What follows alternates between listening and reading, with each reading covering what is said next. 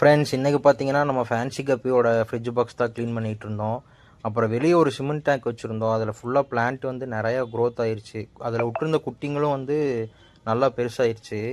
அதனால் சரி அதை க்ளீன் பண்ணிடலான்னு சொல்லிட்டு அதையும் வந்து நான் மேக்ஸிமம் பிளான்ட்லாம் வெளியே எடுத்துகிட்டு அதோட மீன்லாம் பிடிச்சி கண்ணாடி டேங்க்கில் போட்டு பார்ப்போம்னு சொல்லிட்டு போட்டு பார்த்துருந்தேன்.